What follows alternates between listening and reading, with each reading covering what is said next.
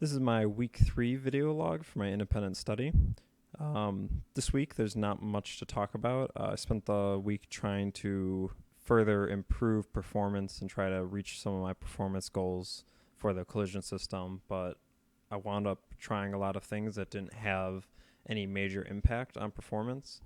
Most of my takeaway from this week was that I kind of need better performance benchmarking tools. I need to do more micro benchmarking and target improving performance on specific small parts of the system rather than only benchmarking the entire system as a whole. That being said, I did put together one useful tool that allows me to get hierarchical profiling data from just any normal runtime. So you can see right now I've got the game running. This is actually kind of slower than it would run normally, but that's because I've got the recording tool going. And when I shut this down, it actually spits out a bunch of information to the console.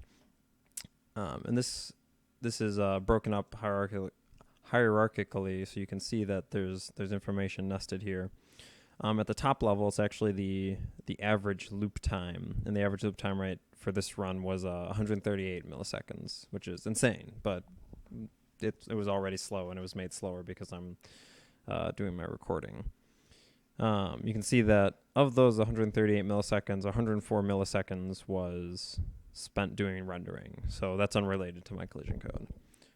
The update time, which encompasses the collision system and all of the other minor update systems that need to be run, took 33 milliseconds. The collision system took 31 milliseconds of that.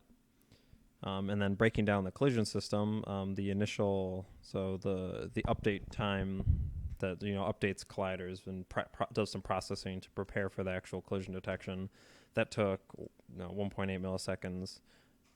Actually running the collision detection was 19.5 milliseconds, and doing the collision callbacks was 9.2 milliseconds.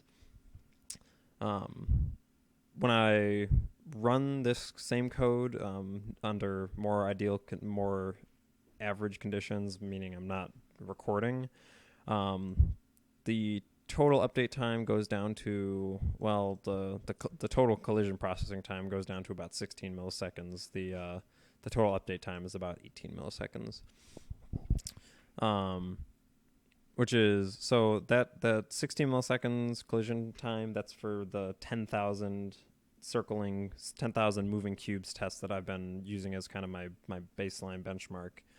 And I would really like to, by the end of the quarter, get that down to 8 milliseconds. That's kind of like the worst performance that I would accept for this system, and really it'd be great to get it down to like 4 milliseconds, but I think that's going to require some more sophisticated stuff than what I'm going to have going on here.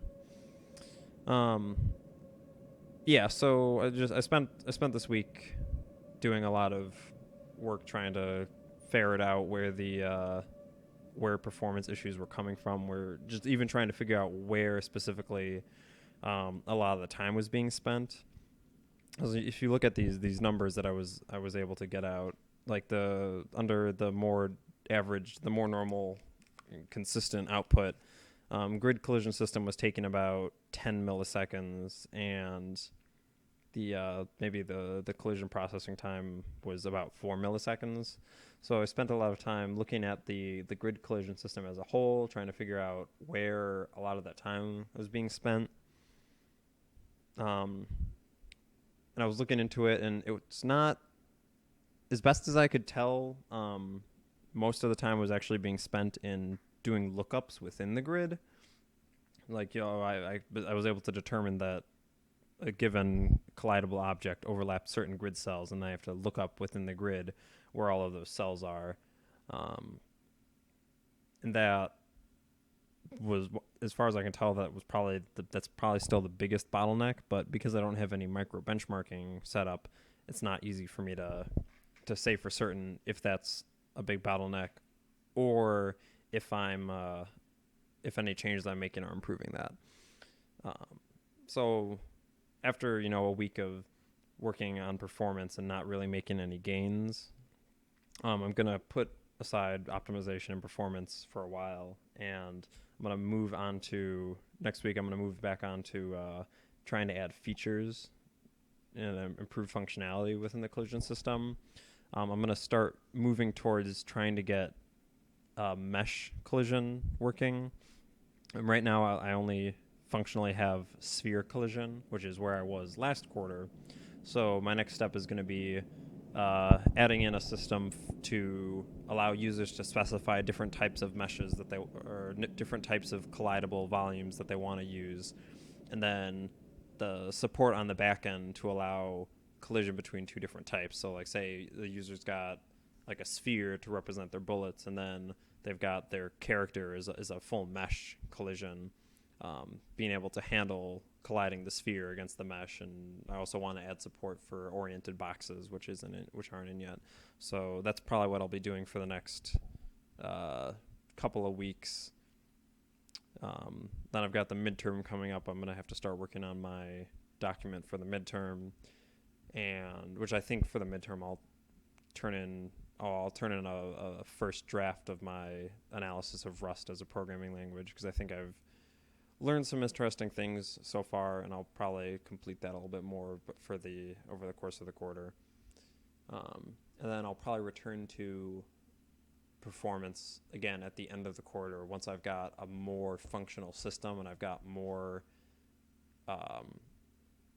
pieces that I need to worry about for optimization, because I've done a bunch of work optimizing so far, and chances are some of the things that I've done are going to wind up not even mattering because I'm going to change the way the system works in order to support more features. So I'll have to see how that goes over the course of the next couple weeks. That's it for this week. I'll be back next week when I've got more to report on. All right.